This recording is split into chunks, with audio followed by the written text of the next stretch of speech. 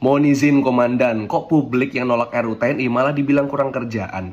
Bukannya TNI yang kurang kerjaan, makanya butuh duduk di jabatan sipil.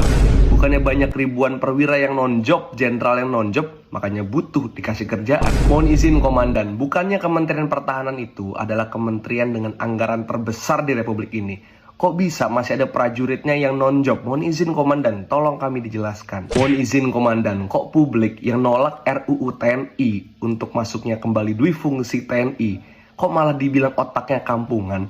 Bukannya Pak SBY yang juga merupakan lulusan Akmil, itu juga bicara soal kalau TNI aktif mau duduk di jabatan politik dan sipil, harus mundur dulu.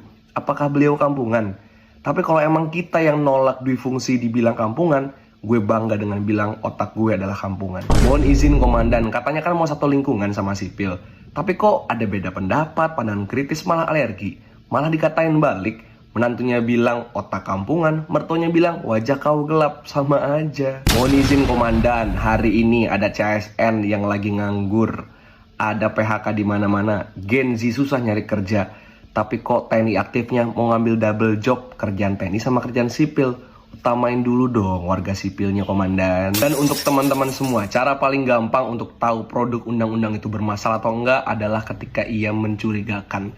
Dan per hari ini DPR membahas RUU TNI secara diam-diam, ngebut bukan di kantor tapi Hotel Fairmont Jakarta yang mewah itu. Di tengah efisiensi lagi. Mencurigakan nggak? Banget. Gue udah pernah bahas sebetulnya kenapa kita perlu menolak dui-fungsi bahkan multifungsi TNI. Coba lo scroll sendiri di video ini. Tapi secara intisarinya adalah kalau prajurit bersenjata aktif duduk di jabatan sipil, maka ada ketimpangan, ada ketidaksetaraan, ada trauma kembali kepada era Orde Baru. Bukan hanya ada potensi kekerasan yang kembali, tapi meritokrasi yang akan semakin hilang.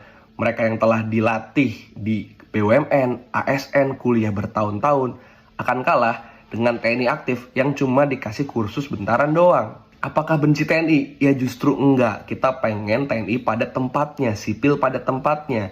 Untuk solusi perwira non-job sudah banyak kok kajiannya. Kalau pengen tetap maksa solusinya adalah TNI aktif megang jabatan sipil, oke, fine. Tapi publik juga kalau gitu berhak menuntut sipil aktif boleh megang senjatanya TNI. Gimana?